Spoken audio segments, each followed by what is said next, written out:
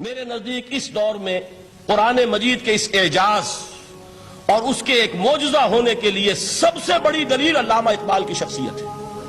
وجہ کیا ہے کہ علامہ اقبال علماء کے طبقے میں سے نہیں تھے۔ ظاہر بات ہے کہ جن کا پورا جو ہے جن کی زندگی گزرتی ہو قال اللہ و قال الرسول میں، ان کے دلوں میں عظمت قرآن کی، ان کے دلوں میں حضور کی محبت یہ تو سمجھیے کہ ہونی ہی چاہیے، ان کے شب و روز اسی میں گزرتے ہیں۔ لیکن یہ کہ ایک ایسا شخص جس کی تعلیم ہے کالجوں کی، یونیورسٹیوں کی، جس نے مشرق اور مغرب کے فلسفے کھنگال ڈالے، وہ شخص اور وہ بھی اس دور میں جبکہ ہم پر مغرب سے مروبیت بہت شدید تھی۔ آج تو وہ مروبیت بہت کم ہو چکی ہے۔ آج تو ہمارا عام نوجوان جو ہے وہ آنکھوں میں آنکھیں ڈال کر بات کرتا ہے، اس میں خود اعتمادی ہے۔ ہمارا بھی اپنا ایک معاشی نظام ہے، ہمارا اپنا ایک سیاسی نظام ہے، ہمارا ایک اپنا سماجی نظام ہے، ہماری اپنی سوشل ویلیوز ہیں۔ آج کا نوجوان الحمدللہ احیاء اسلام کی وہ جد و جہد جو ہے وہ مرحلہ در مرحلہ بہرحال آگے بڑھ رہی ہے۔ وقت لگے گا لیکن یہ کہ اس میں یقیناً ترقی ہوئی ہے۔ اسی کا مظہر یہ ہے کہ خود اعتمادی ہے۔ We have confidence۔ ہم جانتے ہیں کہ اسلام ایک دین ہے، مکمل دین ہے، اس کے پاس زندگی کے تمام مسائل کا حل ہے۔ لیکن یہ ہے آج 1985 کی بات۔ علامہ اقبال اس صدی کے آغاز میں گئے ہیں یورپ، جبکہ ہم محکوم تھے انگریز کے۔ ایک حاکم قوم کے ہاں جا کر اس سے مروبیت کتنی شدید اس وقت تھی، جو جاتا تھا اکثر و بیشتر جو ہے واپس آتا تھا تو کھڑے ہو کر پیشاب کرنا ضروری سمجھتا تھا، اس لیے کہ اس نے وہاں پر لوگوں کو یہی کرتے دیکھا۔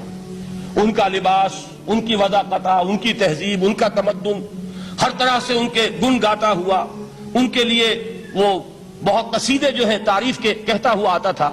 لیکن ایک علامہ اقبال کی شخصیت وہ ہے کہ وہ یہ خود کہتے ہیں کہ میں اس آگ میں ڈالا گیا ہوں مثل خلیل، مغربی تہذیب کے اس الاؤ میں مجھے اس طرح ڈالا اللہ نے جیسے کہ حضرت ابراہیم کو آگ میں ڈلوایا۔ میں اس تہذیب کے اس الاؤ کے اندر سے ہو کر آ رہا ہوں، اور میں نے یہ دیکھ لیا ہے کہ یہ تہذیب کھوکھلی ہے، اس کے اندر کوئی پائیداری نہیں ہے، نظر کو خیرہ کرتی ہے تب چمک تہذیب حاضر کی، یہ صناعی مگر جھوٹے نگوں کی ریزہ کاری ہے۔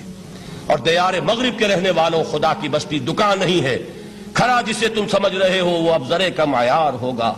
تمہاری تہذیب اپنے خنجر سے آپ ہی خودکشی کرے گی، جو شاخ نازک پہ آشیانہ بنے گا ناپائیدار ہوگا۔ اب آپ اندازہ کیجئے وہ شخص جو بنیادی طور پر فلسفی ہے، فلسفے کا طالب علم ہے، وہ جرمنی اور انگلستان میں جا کر فلسفے کھنگالنے کے بعد اسے اگر تسکین حاصل ہوئی، اس کی جو علم کی پیاس تھی اگر اسے سیری حاصل ہوئی تو صرف قرآن کے ذریعے سے۔ نہ کہیں جہاں میں اما ملی، جو اما ملی تو کہاں ملی میرے جرم خانہ خراب کو تیرے عفو بندہ نواز میں۔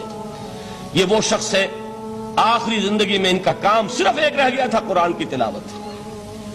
بڑے بڑے فلسفی ملنے آتے تھے علامہ اقبال سے ملنے، وہ سمجھتے تھے بڑی لائبریری ہوگی، جیسے بڑے وکیل اس کی لائبریری آپ کو معلوم ہے کتنی جلدیں رکھی ہوں گی، خوبصورت جلدیں بنی ہوئی، ایسے ہی کوئی بڑا فلسفی، بڑا پروفیسر، اس کی سٹڈی، اس کی کتابیں بڑی مرغوب کن ہونی چاہیے۔ لیکن علامہ اقبال کے ہاں سب کتابیں اٹھوا دی تھی انہوں نے، صرف ایک کتاب رہ گئی، اور سید نذیر نیازی کا نام آپ نے سنا ہوگا۔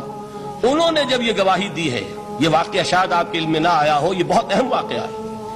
وہ یہ لکھتے ہیں کہ میں نے ایک مرتبہ علامہ سے پوچھا کہ کچھ لوگ اعتراض کرتے ہیں یا یہ خیال ظاہر کرتے ہیں کہ آپ نے اپنا فلسفہ خودی نیٹشے سے لیا ہے، کوئی کہتا فلاں سے لیا ہے، کوئی کہتا فلاں سے لیا ہے، کچھ آپ خود بتا سکیں گے کہ آپ کے فلسفہ خودی کی سورس کیا ہے؟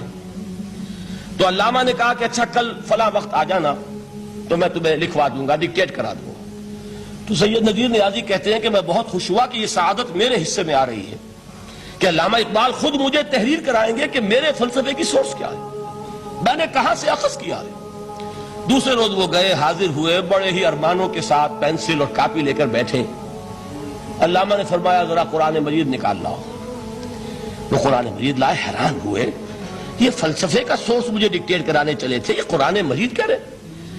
کہا کہ ذرا سورۃ الحشر اس کا آخری رکوع، وَلَا تَكُونُوا كَالَّذِينَ نَسُوا اللَّهَ فَأَنسَاهُمْ أَنفُسَهُمْ أُولَٰئِكَ هُمُ الْفَاسِقُونَ۔ اے لوگوں، ان لوگوں کے مانند نہ ہو جانا جنہوں نے اللہ کو بھلا دیا تو اللہ نے انہیں اپنی خودی سے غافل کر دیا، اپنے آپ سے بیگانہ بنا دیا، یہی ہیں لوگ جو فاسق ہیں۔ علامہ نے کہا میرے فلسفے کی سورس یہ میں آپ کو بتانا چاہتا ہوں. اس معنی میں کہتا ہوں کہ اس دور میں علامہ اقبال کی شخصیت کو میں اعجاز قرآن کا سب سے بڑا مظہر سمجھتا ہوں.